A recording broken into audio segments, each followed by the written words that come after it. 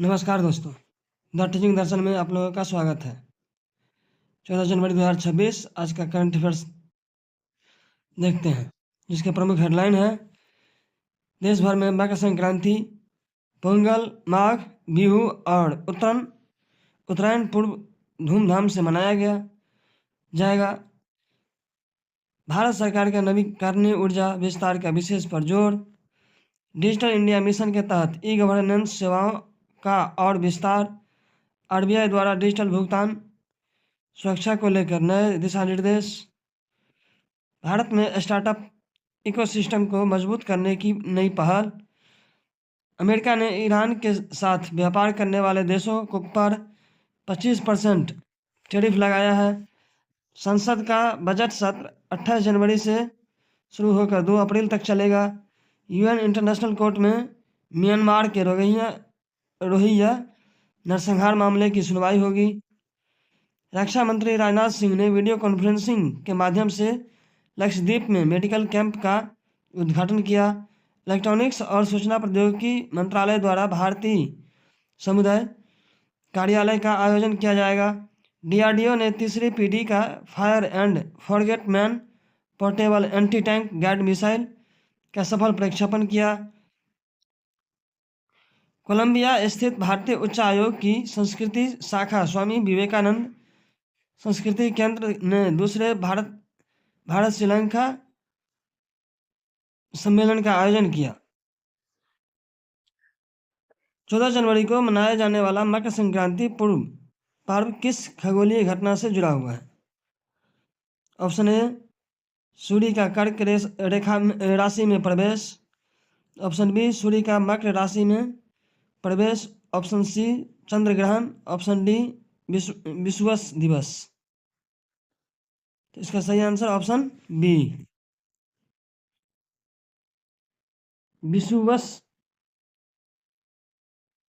में सूर्य मकर राशि में प्रवेश करता है। मकर संक्रांति के उस दिन मनाई जाती है जब सूर्य धनु राशि से निकलकर मकर राशि में प्रवेश करता है। इसे उत्तरायण की शुरुआत माना जाता है, जो ज्योतिष और कृषि दोनों दृष्टि से अत्यंत महत्वपूर्ण है। इस दिन से सूर्य की किरणें अधिक लाभकारी माना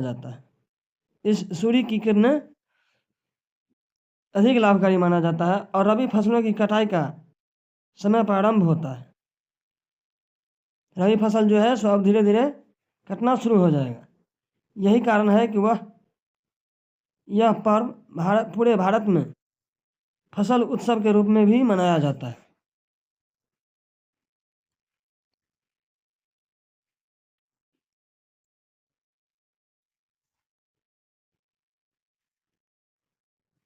भारत सरकार कार्बन उत्सर्जन घटाने के लिए ऊर्जा क्षेत्र पर सबसे ज़्यादा अधिक ध्यान दे रही है।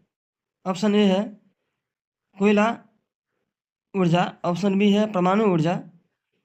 ऑप्शन सी है नवीकरणीय ऊर्जा। ऑप्शन डी है गैस आधारित ऊर्जा। इसका सही आंसर ऑप्शन सी, नवीकरणीय ऊर्जा।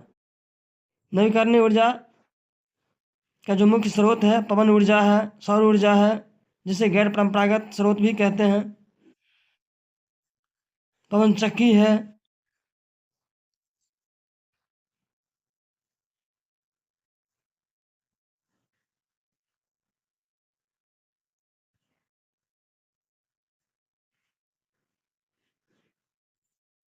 भारत ने जलवायु परिवर्तन से निपटने के लिए सौर, पवन और जैव ऊर्जा प्राथमिकता दी है।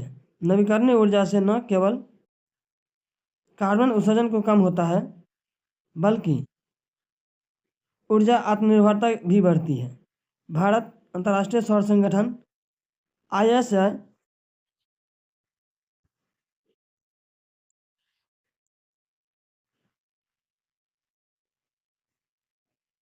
के नेतृत्व कर रहा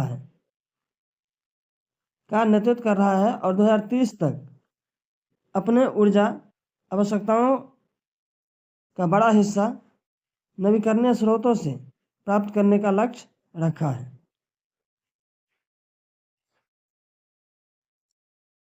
क्वेश्चन नंबर 3 है, डिजिटल इंडिया मिशन का प्रमुख उद्देश्य क्या है? ऑप्शन ए है केवल निजी कंपनियों का विकास, ऑप्शन बी है सरकारी सेवाओं का डिजिटलीकरण, ऑप्शन सी है आयात बढ़ाना, ऑप्शन डी है टैक्स प्रणाली समाप्त करना। तो इसका सही आंसर ऑप्शन बी हो जाएगा, जो सरकारी सेवाओं को डिजिटलीकरण का प्रमुख उद्देश्य है।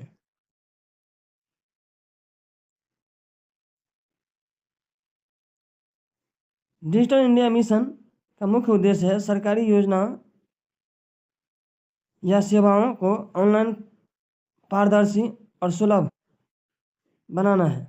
इसके अंतर्गत आधार, डिजी लॉकर, उमंग और ई गवर्नेंस जैसी सेवाओं का विस्तार किया गया है। इससे भ्रष्टाचार में कमी, समय की बचत और ग्रामीण शहरी डिजिटल अंतर को कम करने में सहायता मिलती है।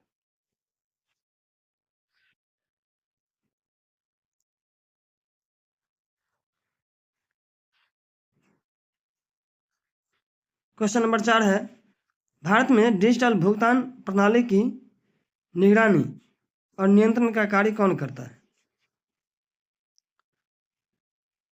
ऑप्शन ए है सेबी, ऑप्शन बी है आरबीआई, ऑप्शन डी है उदय, ऑप्शन सी है उदय और ऑप्शन डी है नीति आयोग। सेबी जो शेयर मार्केट, पैसा विनियमन, इस पर नियंत्रण करता है, और आरबीआई डिजिटल मुद्रा, भारतीय मुद्रा, विदेशी मुद्रा सही पे नियंत्रण करता है।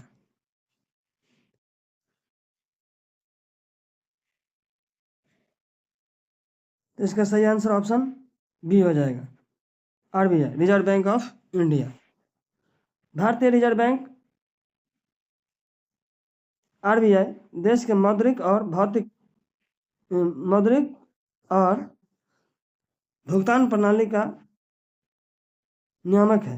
यूपीआई, आईएमपीएस, आरटीजीएस, नेफ्ट जैसी प्रणालियों की सुरक्षा, साइबर फ्रॉड रोकथाम और उपभोक्ता संरक्षण के लिए आरबीआई समय समय पर दिशा निर्देश जारी करता है। डिजिटल भुगतान अर्थव्यवस्था को मजबूत बनाने में आरबीआई की भूमिका प्रमुख है।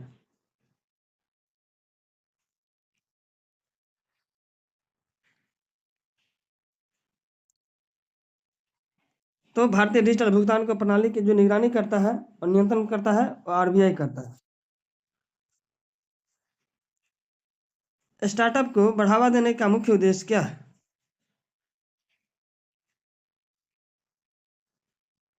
केवल विदेशी निवेश बढ़ाना, ऑप्शन बी है नवाचार और रोजगार सृजन करना, ऑप्शन सी है सरकारी नौकरियों को कम करना, ऑप्शन डी है कर छूट समाप्त करना।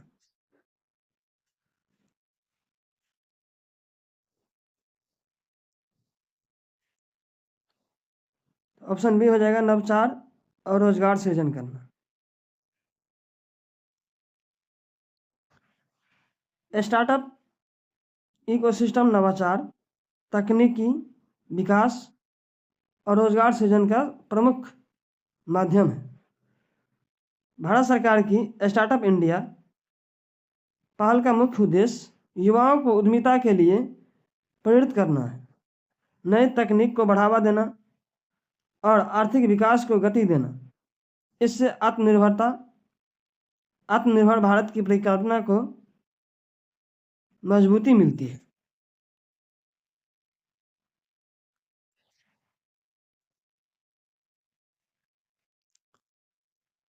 छठा नंबर क्वेश्चन है, अमेरिका ने ईरान के साथ व्यापार करने वाले देशों पर कितने प्रतिशत टैरिफ लगाया है?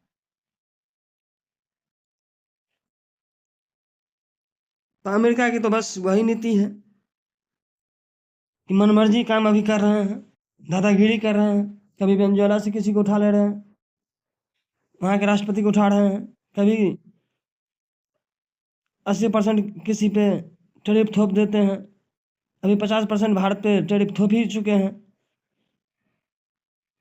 जो रूस के साथ व्यापार कर रहे हैं इसके प्रतिबंध में, और अब ईरान के साथ जो व्यापार करेगा उसको 25% का टैरिफ लगाया जाएगा। अब ये घोषणा किए हैं।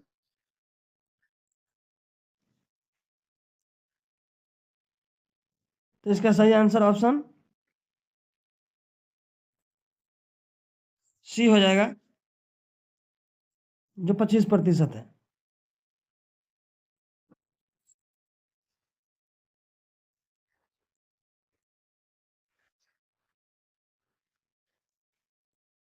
अमेरिका द्वारा लगाया गया 25% टैरिफ ईरान पर आर्थिक दबाव बनाने की रणनीति का हिस्सा है। इसका उद्देश्य ईरान के तेल निर्यात, विदेशी मुद्रा आय और अंतर्राष्ट्रीय व्यापार संबंधों को प्रभावित करना है। इस फैसले से प्रभाव वैश्विक व्यापार संतुलन और कच्चे तेल के बाजार पर भी पड़ सकता है।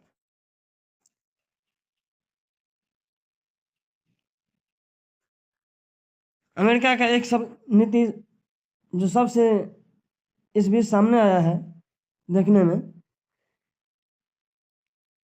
कि जो राष्ट्र के पास परमाणु क्षमता नहीं है उसके राष्ट्रपति को ही उठा के ले जाते हैं। जिसके पास परमाणु क्षमता है वो उस देश से संबंध रखने वाले या व्यापार करने वाले देशों पे टैरिफ लगा देते हैं जो इसका आर्थिक स्थिति कमजोर हो।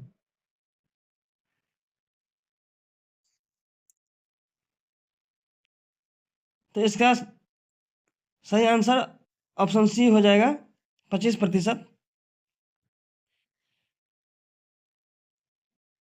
टैरिफ लगा दिया है। 7वां क्वेश्चन है, संसद का बजट सत्र किस अवधि में आयोजित किया जाएगा? 1 फरवरी से 31 मार्च, 28 जनवरी से 2 अप्रैल, ऑप्शन सी है 15 जनवरी से 15 मार्च, ऑप्शन डी है 5 फरवरी से 28 मार्च। इसका सही आंसर ऑप्शन बी हो जाएगा।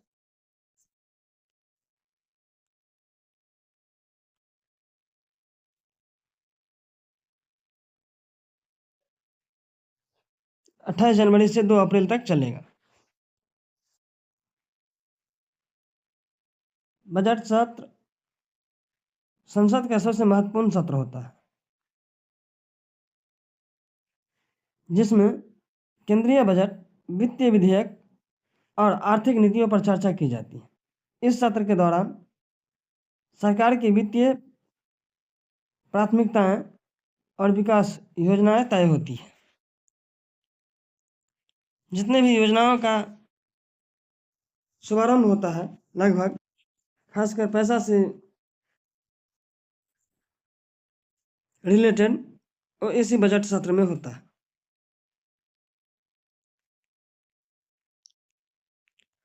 अगला क्वेश्चन है 8वां, यूएन इंटरनेशनल कोर्ट में किस देश से जुड़े रोहिंग्या नरसंहार मामले की सुनवाई होगी?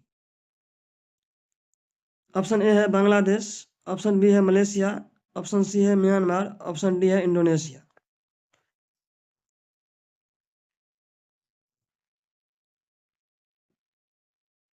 तो इसका सही आंसर ऑप्शन सी हो जाएगा, Myanmar. रोहि-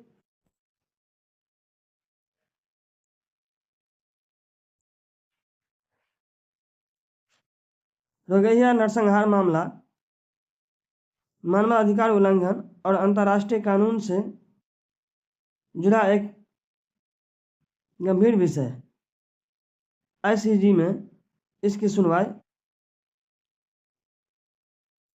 international court judicially, ICJ का फुल फॉर्म होता है,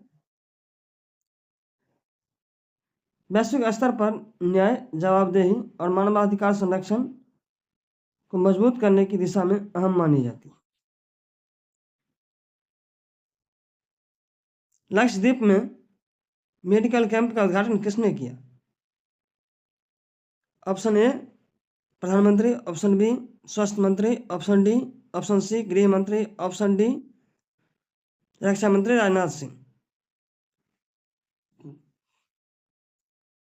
इसका सही आंसर ऑप्शन डी हो जाएगा, रक्षा मंत्री राजनाथ सिंह ने लक्षद्वीप में मेडिकल कैंप का उद्घाटन किया है। प्रधानमंत्री हमारे नरेंद्र मोदी हैं, स्वास्थ्य मंत्री जेपी नड्डा हैं और गृह मंत्री अमित शाह हैं। रक्षा मंत्री राजनाथ सिंह द्वारा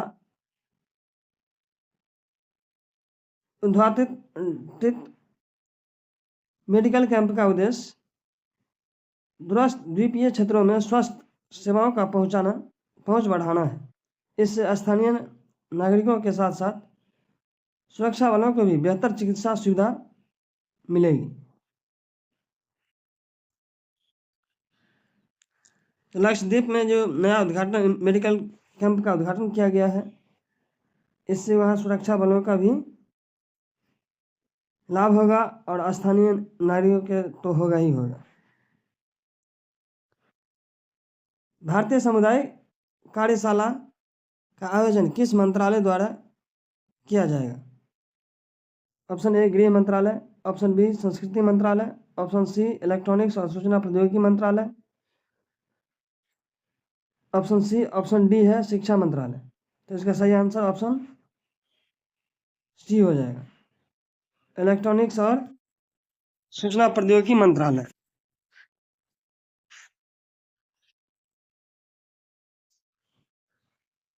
इलेक्ट्रॉनिक्स और सूचना प्रौद्योगिकी मंत्रालय डिजिटल साक्षरता, तकनीकी समावेशन और सामाजिक भागीदारी को बढ़ावा देने के लिए इस प्रकार की कार्यशालाओं का आयोजन करता है। इस प्रकार का कार्यशालाओं का आयोजन करता है। इसका उद्देश्य डिजिटल इंडिया को जमीनी स्तर पर पहुंचाना है।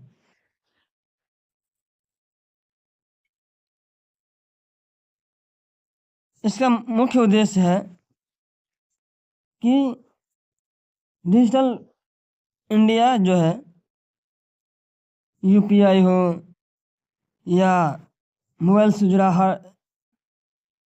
हर नया ऐप हो, इस सब में भागीदारी बढ़ावा देने के लिए कार्यकुशल आयोजन का इस प्रकार के कार्यशालाओं का आयोजन करता है। 11 नंबर क्वेश्चन है, डीआरडीओ द्वारा परीक्षण की गई MPATGM किस श्रेणी का मिसाइल है? MPATGM किस श्रेणी का मिसाइल है?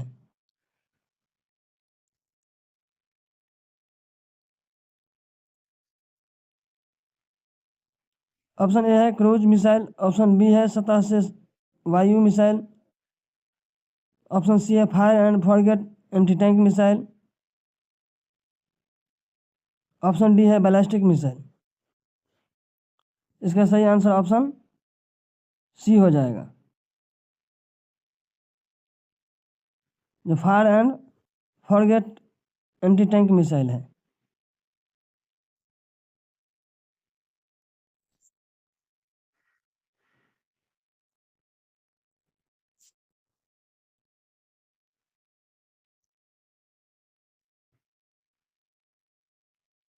MPATGM एक तीसरी पीढ़ी का फायर एंड फॉरगेट मिसाइल है, जिसे लॉन्च करने के बाद लक्ष्य को ट्रैक करने के लिए ऑपरेटिंग की आवश्यकता नहीं होती है। यह भारतीय सेना की एंटी टैंक युद्ध क्षमता को अत्यधिक मजबूत करती है और यह आत्मनिर्भर भारत की दिशा में बड़ा कदम है।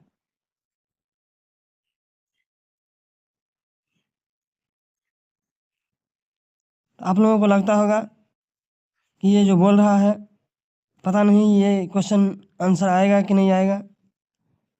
आप लोग एग्ज़ाम दे के आइए, इसके बाद कहिएगा कि इसमें से मिला कि नहीं मिला। इसीलिए पढ़ते रहिए और समझते रहिए, समझ के पढ़िए, कॉपी पे लिखिए।